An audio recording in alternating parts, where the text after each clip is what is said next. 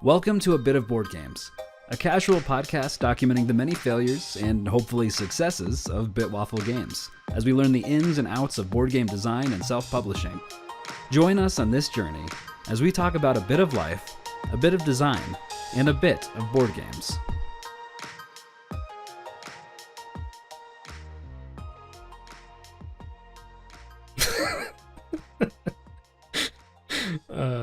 Good times. Welcome back to another episode of A Bit of Board Games. I'm your host, Steven, and with me today is game designer and operation extraordinaire, Trevor, and art director, game designer. I was going to say something, but I think I said all-around cool person last week, so I almost just said it again. No, actually, you didn't say anything last week. You just let me intro myself. Oh yeah, because I like to throw you off sometimes. Yeah. And Ralph, that's who it is. This is episode 67, and today is July 31st, 2023. Can you guys believe it's August tomorrow? Yeah, I don't want to talk about it. Okay, we'll move on then. It means fall's almost here and summer goes away. Yeah. I'm not gonna lie, I've been pretty tired of these days in the 95 degrees and 90 degrees though. I am not about that life. I don't mind the thunderstorms and rain though that we're getting. We've had so much rain and storms. Like this is like the most I think we've ever had. Yeah, I love it too. Trevor, did you listen to last week's episode? I listened to the beginning. I did not hear the entire thing. So I told a story near the end. Did I send you pictures of what happened at my house? The flooding? Yes. Okay. I told the story on the podcast last week, but just wanted to know if you had heard about that. You're a man's man. Dude, I forgot to tell you that there was glass in the window well that I was clearing stuff out with my bare hands and cut my hands on that too. So that was even better. Anyway, guys, we have a lot of stud, Steven. Yeah, I grabbed broken glass with my hands. I'm a man. Fun. It was a lot of fun. Anyway, we did. This month is now. This is the end of the month. This is the last day of the month. We playtested for. How many times did you guys play the game, Trevor? Just the once? Just the once. It was all we had time for when we were all together. Yeah. Okay. I guess we only tested it 4 times. So okay, side note. I sent out our monthly newsletter today. Hey. I don't know if you saw that, but I realized I just lied on the very first line of the newsletter because I said something about 5 playtests this month, and it was only 4. So it's all good. Because I was planning on doing another one like on Thursday or Friday with my friend and his 12-year-old son, but then he couldn't do it. So we almost played it 5 times. But anyway, we have a lot of notes and a lot of things that we're adjusting and like a lot of really good input and feedback from people. And just even though like some people found things that completely broke our game entirely, like all these things that happened, we learned a lot from it.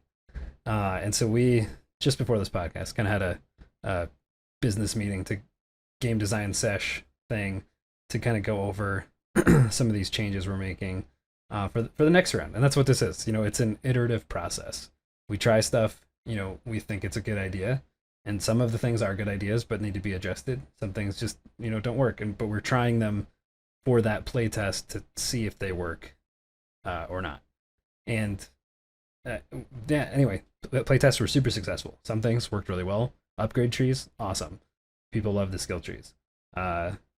Certain other aspects a little too much, especially comboed with being able to craft your own upgrade tokens for a pittance. People just blew up all the trees. So yeah, a lot of interesting stuff, a lot of good things. Trevor, we'll get into that in a second. Ralph, how you doing? I saw a reel or an Instagram reel from your wife with you standing in your grass the other day. Just took a video of you just out there, just hands on the hips, looking at your grass. How's the yard? You must be a dad now if that's what's going on. Yeah.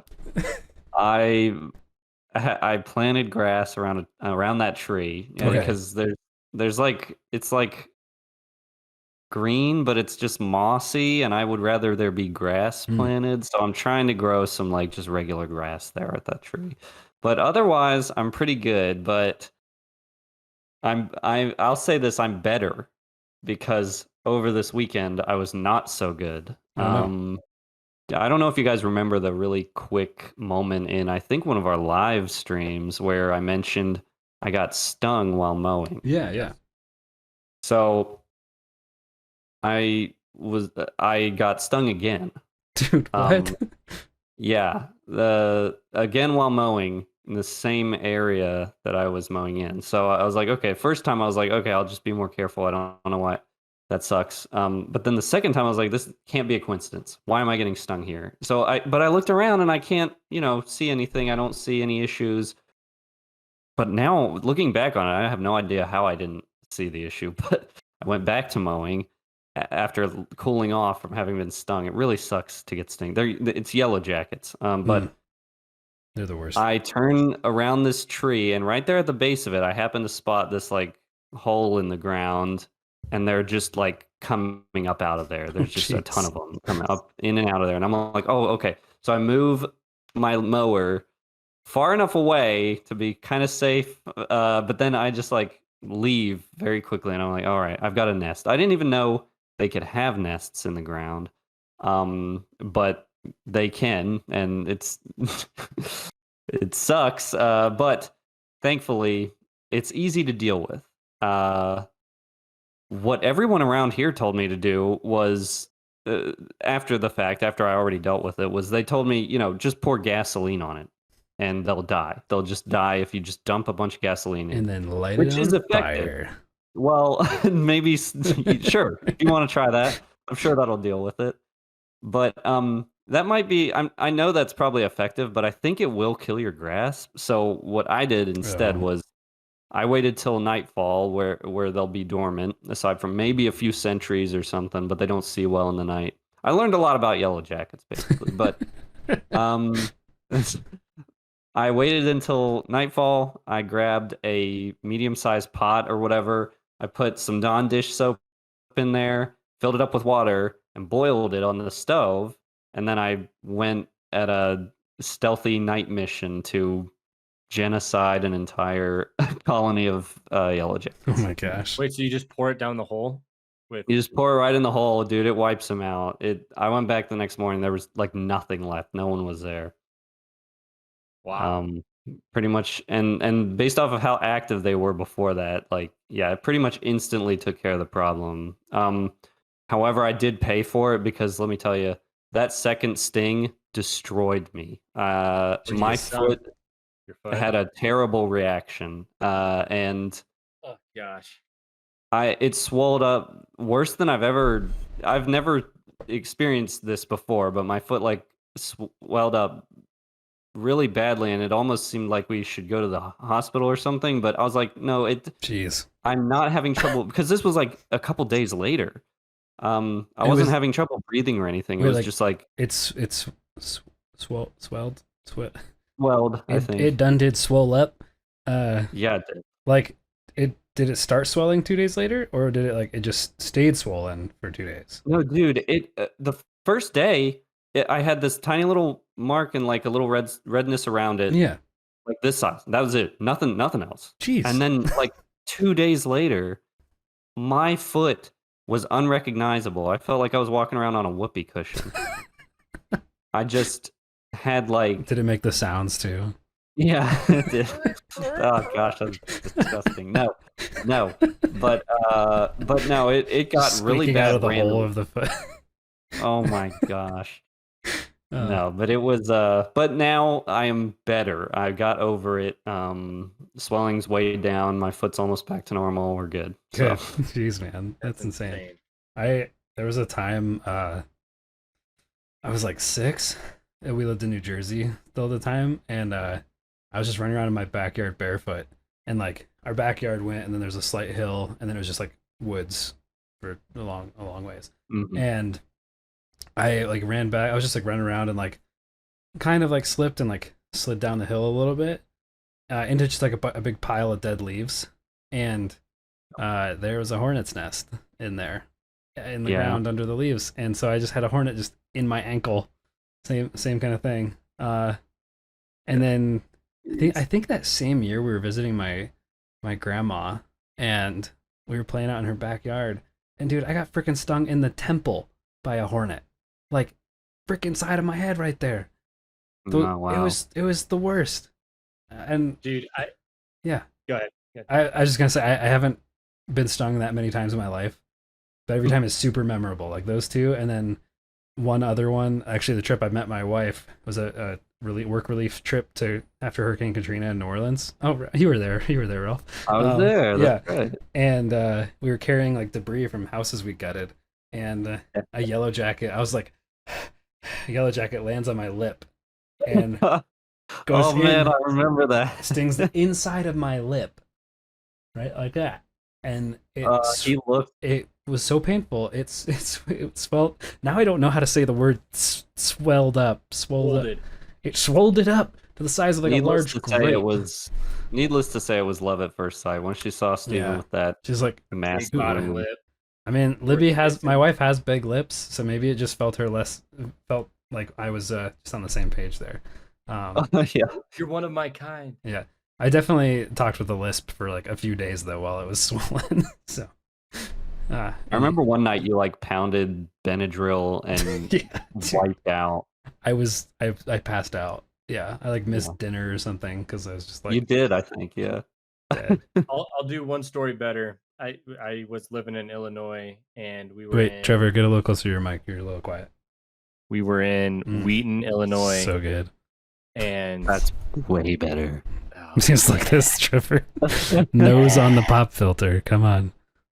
So I was in Wheaton, Illinois, and I was living there with my family. Everyone cuddle up next to the fire. And I was going over to one of my friend's house, and I was like, I don't know, I was in like first grade maybe. I was pretty young.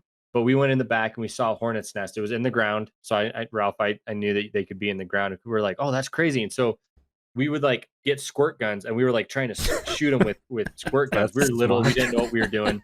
But we noticed that if you got it good, like we had like, they weren't like little guns. We got like super soakers. If you sprayed it good, it would, it'd fall to the ground and it couldn't get back up. And so we're like, let's get the hose and put it down in the hole where all of the hornets are. And so my friend ran to the house to get the hose. I ran it back out to the hole, and I said, go turn the hose on. And so the hose was just sitting there at the entrance of the hole. And I stood over the hole and I said, turn it on, because I wanted to see what was going to happen. I wanted to be there, at ground zero. Turned on the hose. This was a girl. She turned on the hose. Water comes flooding out, and these hornets come up like a tornado. Dude, I just remember like not moving because I was just in panic mode. I got stung 8 times that day. Dude, 8 times. 8 times. Jeez. And that was the day that I confirmed I'm not allergic. Yeah. Can you be allergic to hornets, or is it just bees? I don't know. But I don't know how to differentiate. You can probably everything. Be allergic to everything. Anyway, I know that a yellow jacket is I don't go near it. Yeah, I assume you can be allergic to hornets. Who knows? A yellow jacket is a type of wasp. That is my fun fact for the day. Okay, so why is a hornet also a yellow jacket? I think a hornet is a type of wasp. Is a hornet a type of wasp?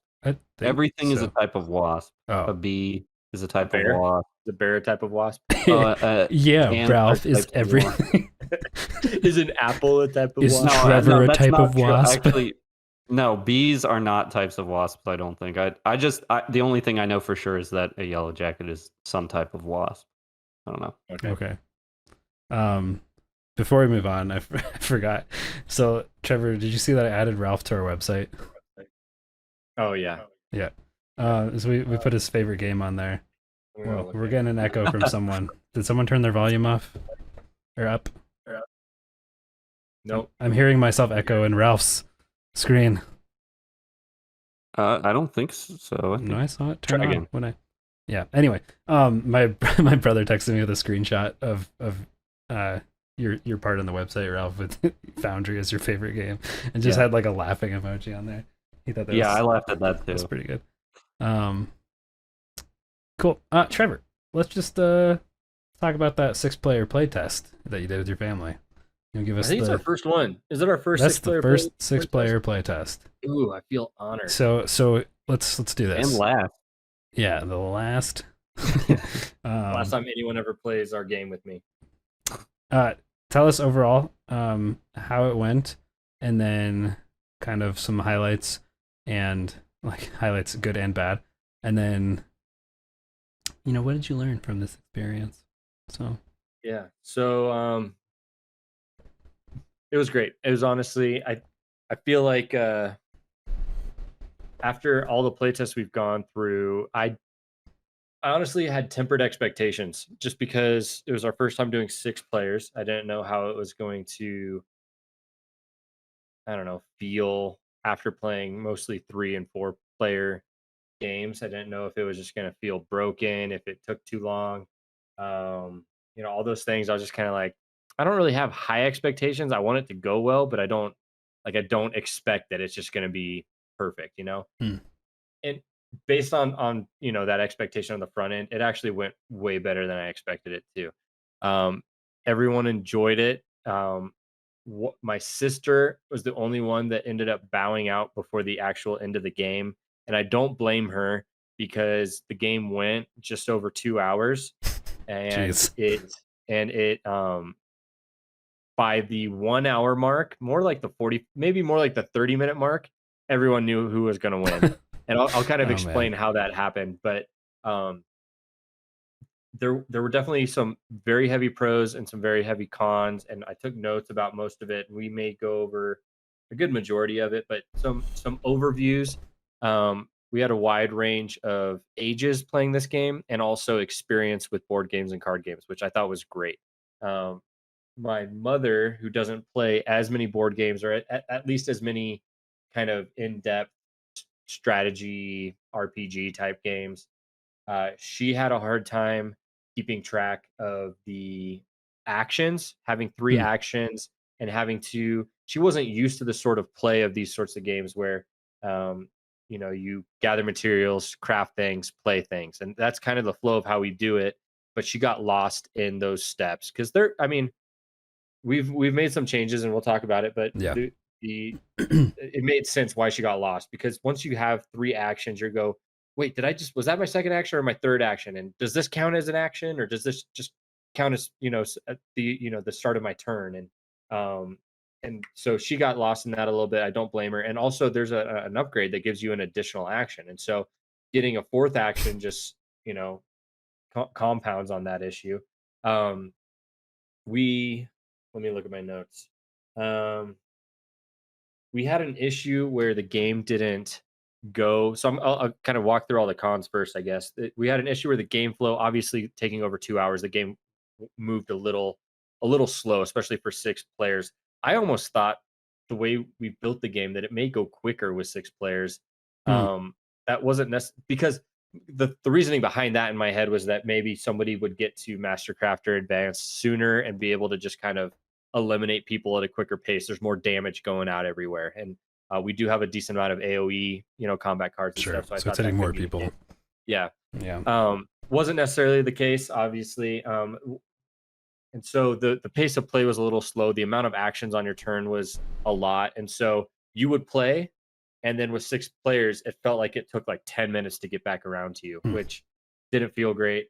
And also we got to the 1 hour mark before anyone even had like an advanced blueprint available Jeez. to them. And so there's some issues that, Stephen, Ralph, and I have talked about making that portion of the game quicker in order to provide more experience to players earlier on and provide resources at a better sort of pace and ways to get resources better too. Quick question on that. Yep. Did Yeah. you write down at all like how many blueprints everyone crafted? Did you happen Total? to? Yeah. Do you No, like? but I could tell you it's like, I don't Yeah, like know, each maybe, each player. Like, do you know roughly?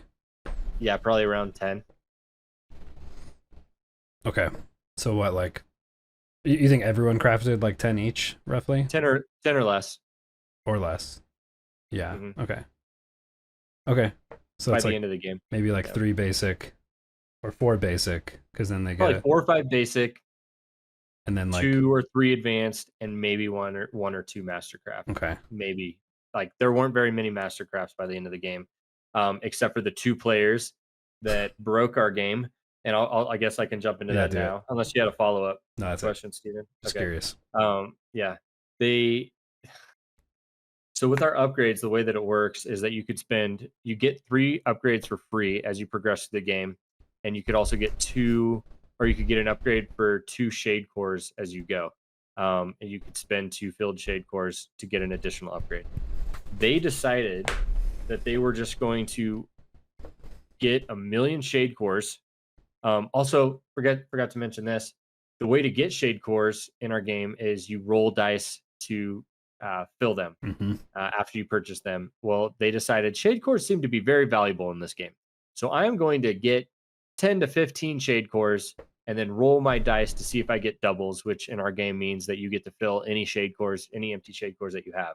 So based off of how valuable shade cores are and what you could use them for, they stockpiled 1,000,000 shade cores at the beginning of the game and almost filled out the entire upgrade tree, both Jeez. combat, utility, and defense by round 4. I think it was round 4. They had almost all of them completed, and they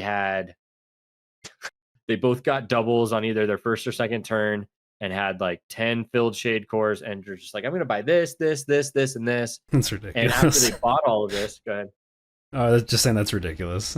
Yeah, it's ridiculous. So after they bought all of this, now that they have all these upgrades, it made the crafting materials less for future blueprints. It made the damage they do more. It made the amount of scrap they gain more. They got more actions per turn. They could have more companions out there. They, by round 4, were the decisive victors before any of the other 4 players, any of the other 6 Gosh. players even had a chance to play the game.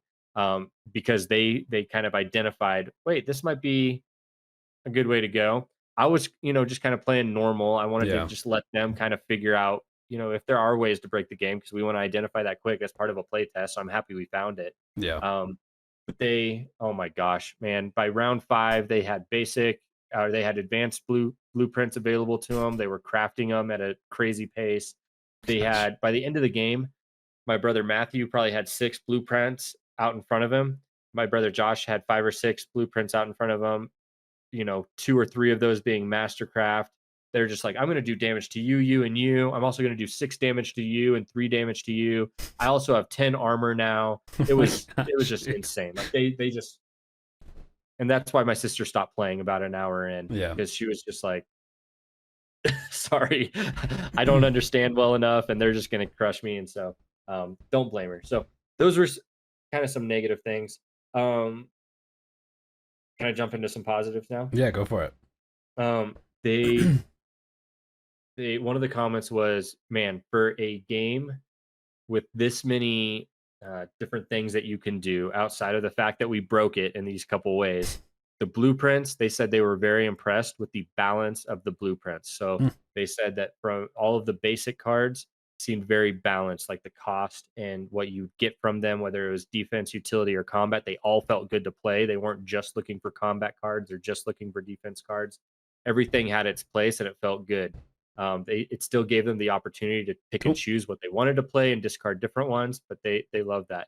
They also, I think blueprints in general was a highlight of the game. They loved the different abilities that we came up with. They loved the different things that you could do with the blueprints. They loved how combat wasn't just damage and that's it. There were different things that you could do with corruptions and the way that you would roll to see who took damage and how much damage they took, and all those sorts of things they thought were very creative and they thought was a lot of fun.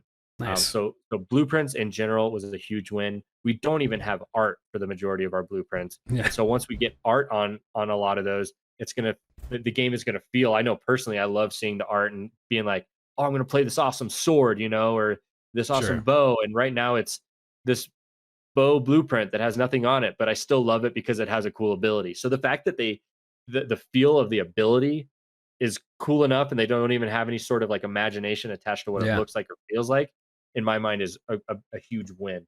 That's That's awesome.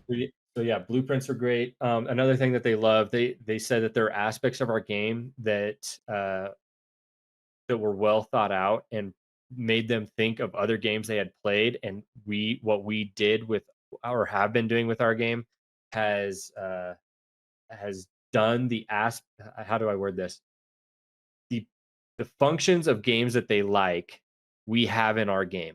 Mm. So they said that like the way that resources were gathered and used felt good. The way that the blueprint abilities were good and used.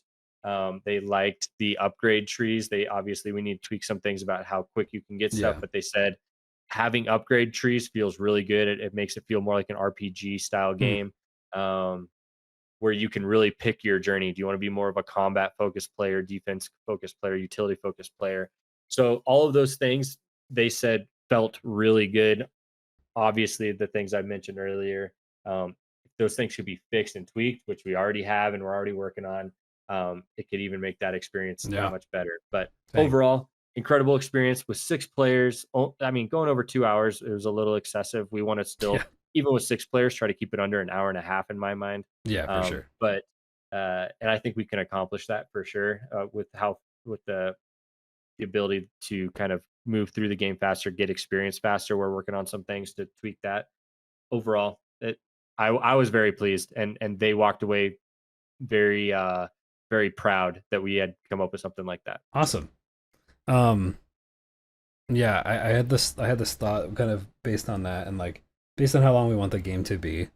And I think like I was thinking of like, okay, stuff you put on the box, like you put like how long the game is gonna be. But since we can play anywhere from 2 to 6 people, like that's a very different amount of time for a game. Right. So I think it's gonna be like something that's like 15 to 20 minutes per player in a sense. So if we do like 20 minutes per player, a 3-player game is an hour. A 4-player game is an hour 20, or like I don't know, 15 to 20 minutes per player. So like, because even if with 2 people, it's probably going to be about 40-45 minutes, right? And so like with the 3 and 4, it's still going to be close to like an hour or hour 10 is what we've done so far. So like maybe that's not accurate either. But if we just say roughly like what we were saying was like 60 to 90 minutes, so like hour to an hour and a half, I think that we can, maybe that's still fine. Anyway, that's super exciting. Yeah, so some of those things I'll touch. Do we want to talk about like the ideas we have to remedy some of those? I don't know. I feel like, I mean, we Maybe not can. yet. How long has our podcast already been going? And we don't want to bore our listeners too much. Yeah, that's true. We'll touch on it another time. Maybe we save some of our solutions for the next one, and we talk about any of the other issues that we've kind of discussed. Oh now. yeah. So sure, yeah. Ralph, what are the issues that you've had when you've played the game? But I've already contributed so much to this conversation. I give someone else a chance. Yeah, you're right. I think the biggest issue he's had with the game is that he hasn't played the game. Yeah, we need to figure out Tabletop Simulator and get it on there. If just so Ralph feels like he knows what the game is. I have ideas of how the game is, and I really like. I would like to play it. I've mentioned that a couple times. Yeah, it sounds cool, especially with some of these new ways the game functions that we're sort of theory crafting. It sounds really interesting and cool.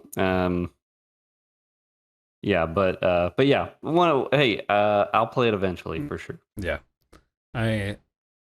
okay, yeah. So I'll get on one other thing that came up. It's kind of been a theme throughout all the playtests. Trevor mentioned people getting confused with number of actions and kind of, getting lost on how many actions they have, and then even like overwhelmed with the amount of options, even especially when they have 4 actions. In the games that I've played too, I've noticed that same kind of theme. Either this phrase has been said in every game that we played in this round. Wait, how many actions do I still have? Have I done all my actions?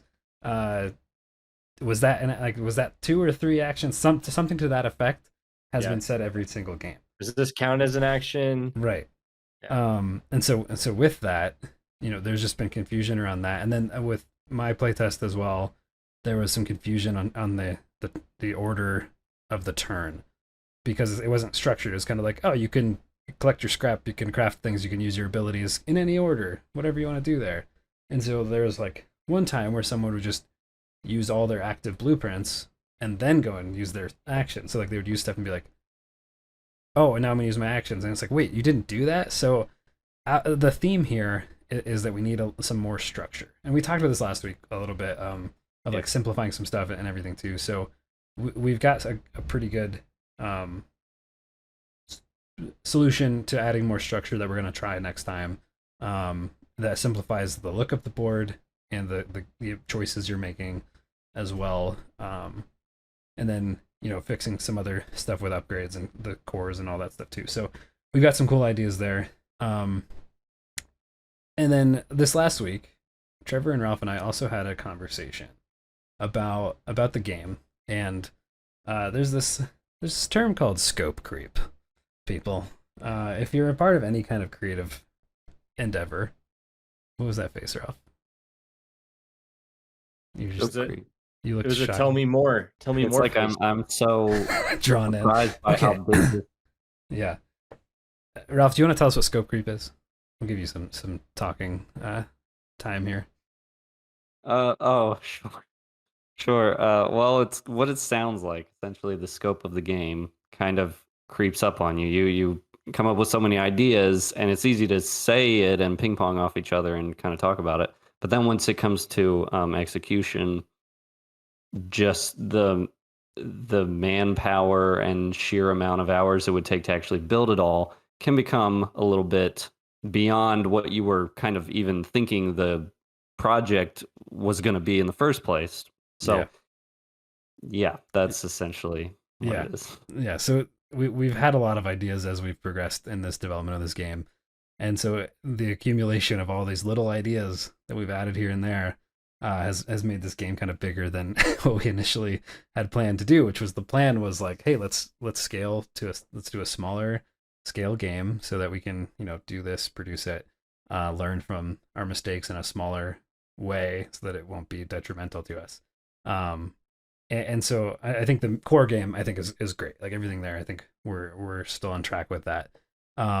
But like adding these player boards in their current state, like that was a little bit, it's creeping up a little bit here and there. But then the biggest thing we realized, like we had the idea for solo mode, like what we talked about previously as well, with like different options of how you'd fight against bosses. This was solo and co-op mode.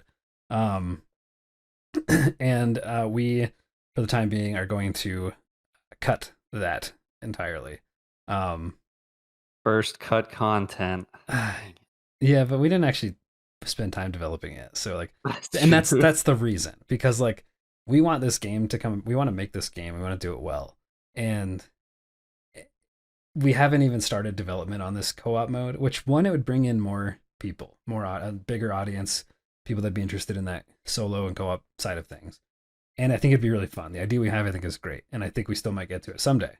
Like it'll have to be expansions can handle some things like this. It'll have to be an expansion that adapts that, which we didn't want to do. We wanted to include it in the core game, but I think just because like the scope of that, so adding in the solo mode adds in a lot more time for development, because we haven't even begun to test that. We need the core of the game to work, and then we were going to work on this solo co-op mode and using those same mechanics in this other mode. The mode idea was like a master trials. You fight against the master artificers, like a boss. But then, if we want 3 included in the core game, that's 3 separate boards that we're designing and 3 unique sets of mechanics, as well as their own set of blueprints, which even if it's only 10 cards per boss, that's 30 more cards, which is a 30% increase. It's a third more cards added to the game, plus the boards, plus things there. So it just starts making the whole scope of the game bigger, more components, more cost, more production time. Everything just increases exponentially there. So we made the decision to cut that mode for now. So whenever we do a Kickstarter and everything, it's going to be just this competitive game. But depending on how well it goes and interest in it, maybe we do a reprint in the future or an expansion Kickstarter. That the main expansion would be, hey, this like co-op solo mode, and then with that it would add more content to the base game as well. So it gives us the ability to really get to a finish line with the original game to start. Yeah. And look at it this way: like if you don't have any friends, all you have to do is pay a little bit longer, a little bit later down the road, and it'll be fun. Yeah, we will help you get friends. Trevor will help you get friends. So just call him; he'll come hang out. Trevor loves meeting people, so he's not introverted at all. That's my number one attribute, is meeting new people that I don't know. I live for those moments. Yeah, I die in those moments. So, anyway, scope creep. That's what we're doing. That's where the game's at. The other thing that we've kind of been talking about is with when we do launch a Kickstarter, because we are first time creators and early in this process, when we do our first game, we're going to wait until like the game is pretty much done. Like obviously we want to wait till we have a game and it's good and we have like art to show and all that stuff too. But like some people will launch a game on Kickstarter and it funds, and then people receive that game like 1 to 2 years later because they're still polishing things, still doing some development and all that too, and all that. Like we do not want to do that. We can't afford to do that, because if we have a game and then it takes over a year for someone to get it, like people are going to forget about us, and then we lose that momentum from that. So we're going to do everything we can to launch when it's in a pretty much finished state, so that like when it finishes and hopefully we fund, we can then like tweak some final things, polish up, edit rulebook, do kind of those last couple things, and then within a few months be able to do like hit print and order that from our manufacturer and everything. So that is the goal. Yeah. Well, it can be a good thing too, because you avoid the whole risk of like a Kickstarter lie, where you invest in something and you feel like you never get it, and you feel like you got ripped off. Yeah, and there's games that have funded that people then like the game never gets finished developed and then it doesn't come out, and so like that's a risky thing being first time creators. People are gonna see that like, oh, like do they know what they're doing and all this stuff, and so anything that we can do to mitigate that risk and build in more trust for people like starting out, I think it will help us in the long run. So and like we're not in any time crunch right now. Like we don't need to get this game out for something because we're all just doing it on the side anyway. We don't want to just take forever, but at the same time, like we want to make sure when we do it well. So yeah, those are things. Well said. Thanks. I say some things sometimes. We should add spokesperson to your job title. You really a newsletter writer. When you said you're doing a newsletter, I was like, you're not like burning yourself like. It was like 3 paragraphs. Too thin or something, are you? Yeah. I mean, I feel like all of my stuff has been very just like research and management of like game and like game design, manufacturing. Like, dude, I can't tell you the amount of podcast episodes I listen to every week about like game design, game manufacturing, logistics, shipping, like all this stuff. Yeah. Like it's almost constant. Like I've been listening to the Crowdfunding Nerds is the podcast I've been doing recently. Okay. And like I've just been devouring it like so much. So I just feel like it helps me just like being in that space. I know a lot of what's happening in the board game world. I know a lot of what's happening on like the manufacturing and shipping side. Even if I haven't done it yet, I'm like, I want to make sure I know how to do this when we get to that point. So as I've been doing that, I've been like bookmarking and flagging resources and stuff too. So like, we can do that. And I've even opened up on two different manufacturers. You can get like a quote estimate for your game on like the cost of it. And I started filling out one of them to just like with the amount of components we have and what types of components, just to get an idea of like what we're looking at like price wise. So, so which would be how what would determine some of the like Kickstarter stuff, obviously. Yeah, the hard thing with that is like it's not just the cost to manufacture the game; it's manufacturing the game it's shipping the game. It's Kickstarter takes their cut.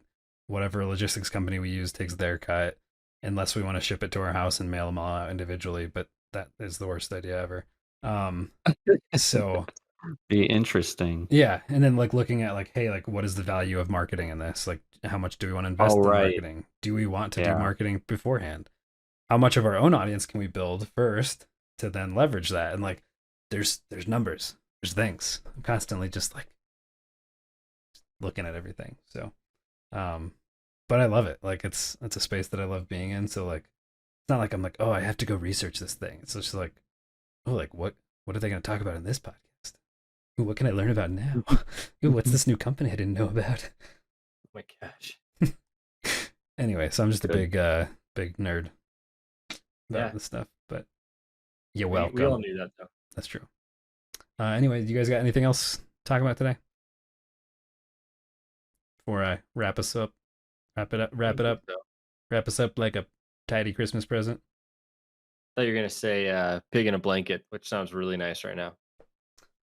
Ooh, it's speaking of snack Christmas time. presents, I listened to this the other day. Hey, Oh my gosh. that's awesome. The Reliant K Christmas album.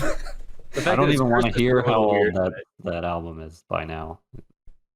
Yeah. How what? Probably. Hold on. I don't even want to hear how old that album is by now because it is probably. Hold on. I want to guess. I'm gonna guess 2009.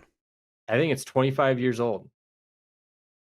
25. No, hold on. No. It's 15 years. 15, it was 5 years old when it came out. What year does that? What is 15 years? What is that? 2008, right? 2008. 2004. What? And then again in 2014. If that's that came out when I was in middle school. That makes sense. Yeah. That does make sense actually. Yeah. Yeah. Anyway, I was just in the mood, But for some also- Christmas music. It's summer. It's really cold in my office, so it feels Christmassy. Oh, we all know yeah. about Steven. He's I have held off. I can't. he's You the guys. opposite of the Grinch. It's like the guy that's like Yeah. about Christmas. Like, I don't know what that is, but they should come up with a movie, the anti-Grinch that everyone. Well, basically that's Elf, right? I mean, the movie Elf. Everyone else That's hates them because they love Christmas. Yeah. Anyway, that's all the time we have for this episode. Thanks again for tuning in, letting us cast this pod to your ears. If you want to keep up to date on what we are doing, keep listening to this podcast. And also, go to our Instagram to see art that we post as we do it. It's been a little bit since I posted anything because Ralph and I are kind of working on some We'll stuff. have something real soon. Don't you worry. Real soon, folks. You heard it here first. Also, go to our website and sign up for our monthly newsletter. That is a thing now because I sent out our first newsletter this past month. Got our little Waffle guy at the top there. He's pretty It's cute. nice. I read it. It's nice. Yeah, it's just a little summary of what we did that month. So do that. You can also find a link to our Discord there if you want to chat or ask us questions. Anyway, thanks again for being here, and we'll see you next time. Yep. See you guys. All right, see you. Bye.